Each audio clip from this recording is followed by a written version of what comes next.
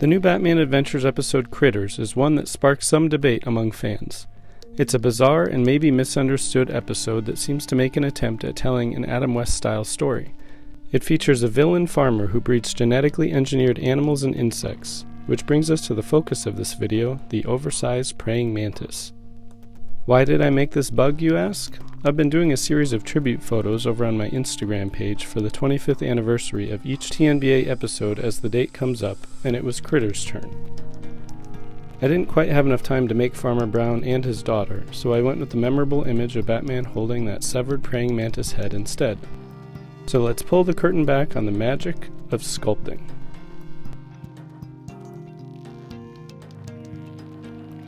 You may have seen me talk about it before, but this is Epoxy Sculpt. It's a two-part compound that you get equal parts and mix evenly. You have about an hour to work with it until it starts hardening. It's slightly flexible after 3 hours, and then it's fully air-cured in 24 hours. This type of project is also a good way to get into sculpting if you're new to it, as there isn't an actual human likeness to capture, so you can feel more comfortable with it. I imagine you won't be recreating this specific object with me, but you can see the process of building basic shapes on top of each other and blending them together to get what you're after. We're basically going to start with a ball, stretch it into an oval, and shape it out based on our reference. Next, 2 more stretched ovals for the eyes, and then add on shapes for the mouth.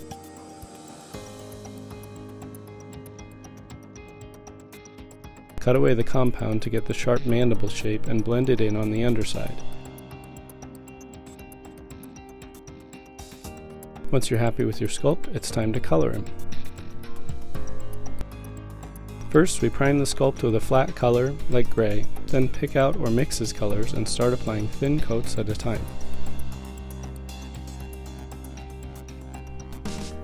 Because that's the key with painting, you want to lay down thin layers of paint that build up so that you avoid brush strokes.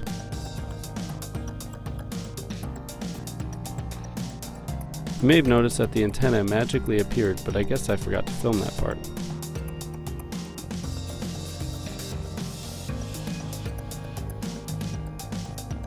I went with the cel-shaded eyes because it's a very recognizable part of this design, and the black and red really pop together.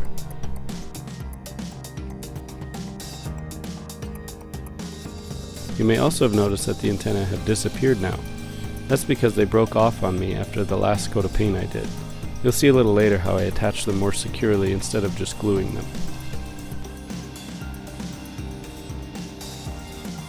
Now to fix the antenna, I'm adding some epoxy in the back to then push the antenna down into the sculpt and then glue them. This should hold them much better.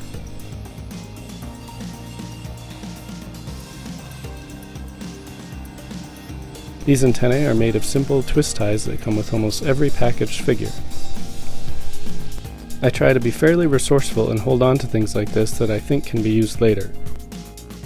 Again, I'm sure almost no one will ever recreate this actual head, but you can see the building blocks that go into sculpting.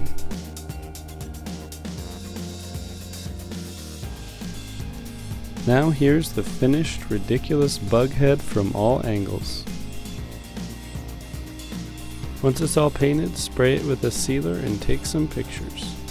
Here's a look at my photo session for this head, followed by the final shot. I hope this has helped elevate your skills. If so, comment below or tag me on Instagram with your attempts. Go ahead and leave any questions or requests for future characters in the comments below, and feel free to like and subscribe to get notified for my next video. Thanks for watching. Join me next time where I'll be making another full custom figure, this time of a Superman variant. Have a good one, and happy customizing.